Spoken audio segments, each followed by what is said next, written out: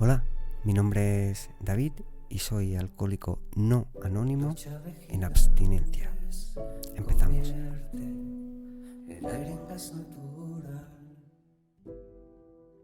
Cualquier persona que haya pasado o esté pasando por un proceso de desintoxicación del alcohol sabrá perfectamente todos los conflictos que ha ido generando a lo largo de su vida alcohólica. Unas personas son más conscientes, otras lo son menos, pero no creo que haya nadie capaz de ser insensible a este daño ajeno. El daño fundamental te lo provoca a ti misma, a ti mismo. Esto es algo objetivo. Pero de ese daño derivan otros tantos, como si fueran pequeñas y largas ramificaciones que han ido alcanzando a terceras personas. Padre, madre, hijo, hija, hermano, hermana, pareja. Un sinfín de personas que de forma más o menos intensa han padecido en cantidad o calidad tanto daño como quienes nos hemos dañado. Cada cual aquí tiene su propia sensibilidad. La mía hizo que cuando llevaba algo así como 2 meses o 3 meses más o menos en terapia, comunicase a mi terapeuta mi necesidad de que atendiera y escuchara tanto a mi padre como a mi madre en consulta. Aunque ambos estaban tranquilos, el estrés, el daño, el sufrimiento acumulado durante años atrás le había pasado factura. No en vano, mi madre pasó por una depresión, afortunadamente leve, de modo que lo menos que podía ofrecerle yo era una sesión, al menos una sesión en la que mi terapeuta lo escuchase a ellos dos, sus miedos, su incertidumbre, su angustia, su alegría. Si yo las tenía y las había tenido, ¿iban a ser los demás menos? No, rotundamente no. De modo que, ayudado por mi terapeuta, hicimos una especie de encerrona, según la cual yo diría a mi padre y a mi madre que mi terapeuta quería hablar con ambos a solas. Y así lo hice. Cuando llegó ese día entramos los tres y yo desvelé la sorpresa. Hice amago de marcharme, pero alguien, no recuerdo bien si mi terapeuta, mi madre o mi padre, preguntó si me podía quedar. De modo que ante el consenso la jugada me salió un poco mal, porque yo lo que iba buscando muy en el fondo era que ellos se desahogasen, que gritasen si tenían que gritar, que llorasen, que expusieran todo aquello que desearan, no sé. Lo que fuera con tal de empezar a paliar su dolor. La sorpresa me la llevé yo al ver cómo solo tenía buenas palabras para con mi terapeuta, para con la terapia y lo más sorprendente en ese momento para conmigo. Jamás he dudado ni un segundo de su generosidad, pero reconozco que en aquel justo momento, recuerdo perfectamente, me destrozó. Y no me esperaba aquella situación ni aquella enorme clase maestra de buen hacer para conmigo. Los vi felices con su esperanza, quizá incluso más que yo en mí mismo, y hasta diría complacientes. De modo que la sesión fue a 4, padre, madre, terapeuta y servidor. Toda una lección de humildad y humanidad frente a mí, y encima nacida del corazón, nada de forzado.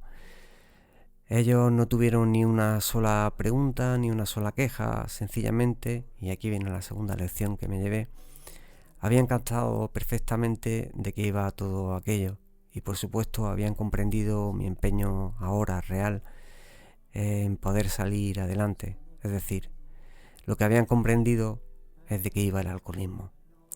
El alcoholismo iba de ser una enfermedad y tenían un hijo enfermo. Y lo iba a estar para toda la vida. Pero la buena noticia es que mi enfermedad tenía un remedio infalible: mantenerme limpio y alejado del alcohol. Eso era todo. En otro episodio dará para ahondar un poco más en esto, del fácil remedio y de sus aparentes facilidades y dificultades para mantenerlo. Pero mantenerlo y sostenerlo en el tiempo tiene sus connotaciones y evidentemente el remedio no lo venden en ninguna farmacia. De modo que dicho así puede parecer sencillo, pero aquí está el quid de la cuestión. ¿Por qué había sucedido todo aquello y de aquella manera? Pues supongo que entre otras cosas por varios motivos. Uno de ellos es que cuando llevaba muy poco en terapia, solicité controles semanales de orina, de tal forma que mi madre sería la única depositaria a través de mi terapeuta de un sobre cerrado. Y yo cada mañana al despertar me enteraría de si ese día tocaba control de orina o no tocaba. Esto me gustaría ponerlo en su contexto. Yo tenía mi piso, tenía un lugar donde vivir y llevaba años viviendo solo.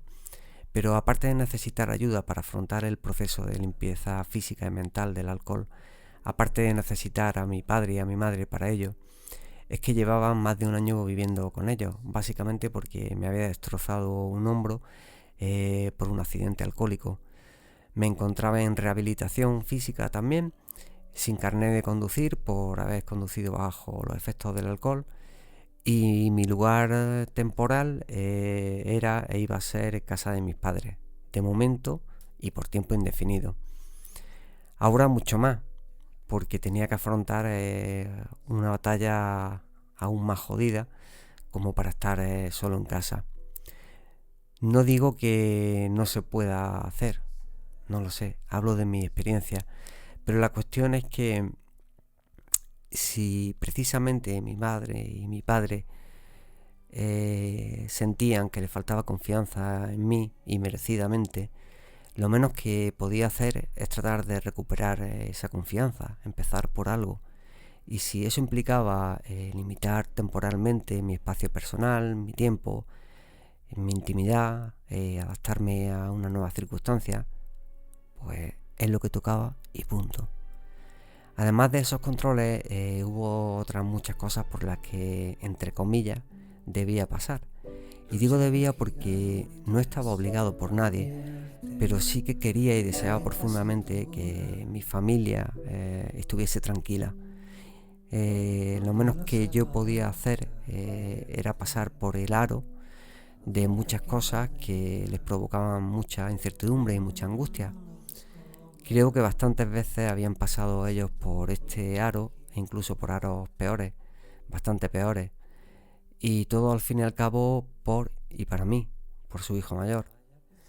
Y este es el regalo que yo pude hacerle. Les regalé que lo poco que salía a la calle para correr, hacer ejercicio, desfogar o pasear, me iba sin nada, literalmente, absolutamente sin nada. Mi monedero, mi cartera, mi tarjeta de crédito, la llave de casa, todo, absolutamente todo, se quedaban en posesión de mi madre y de mi padre. Así lo quise y así lo necesitaban.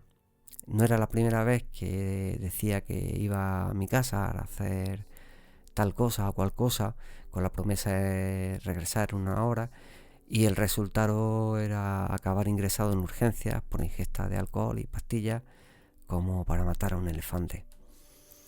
Así que ni era el momento de poner trabas ni mucho menos condiciones, al menos en un tiempo, al menos por mi parte, al menos hasta que las cosas fueran dando resultados visibles, e insisto, al menos así lo consideré yo.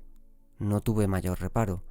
A toda persona le gusta tener su intimidad, su espacio, pero si ellos lo habían estado dedicando en cuerpo y alma a sacarme de muchísimos líos, de muchísimos apuros, de ingresos en hospitales, de noches interminables en urgencias, no se merecían ahora todo mi tiempo del mundo.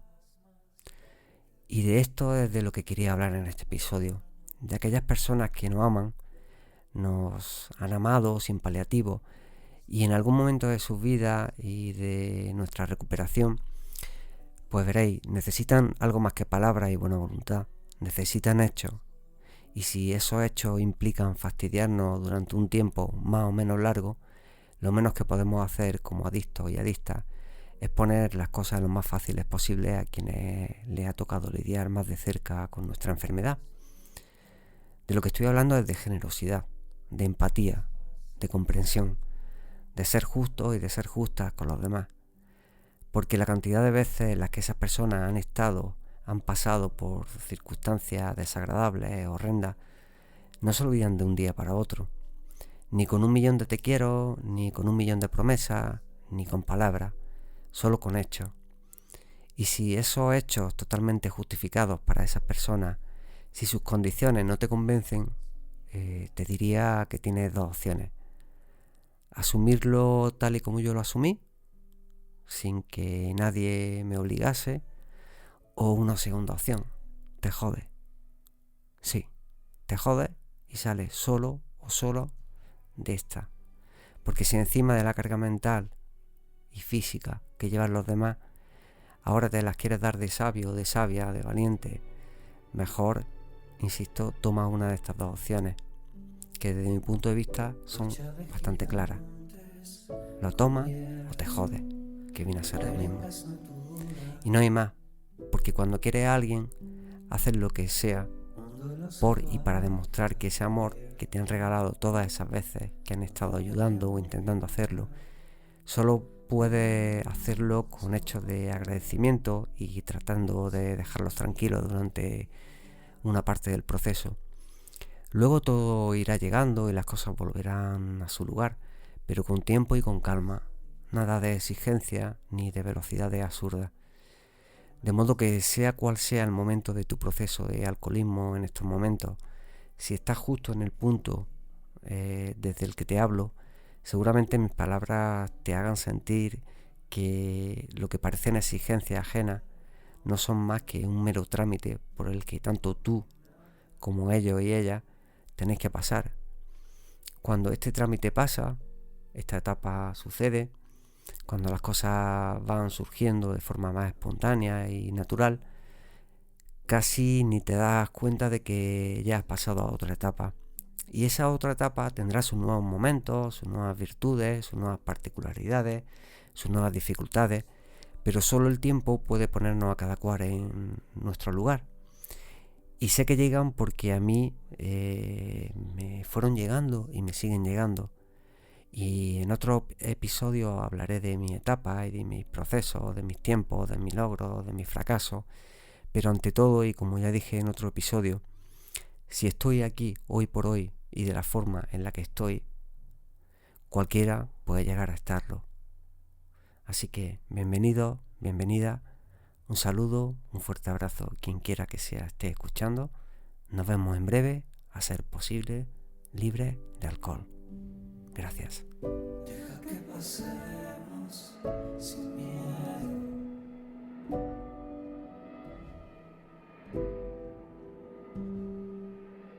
Deja que pasemos sin miedo.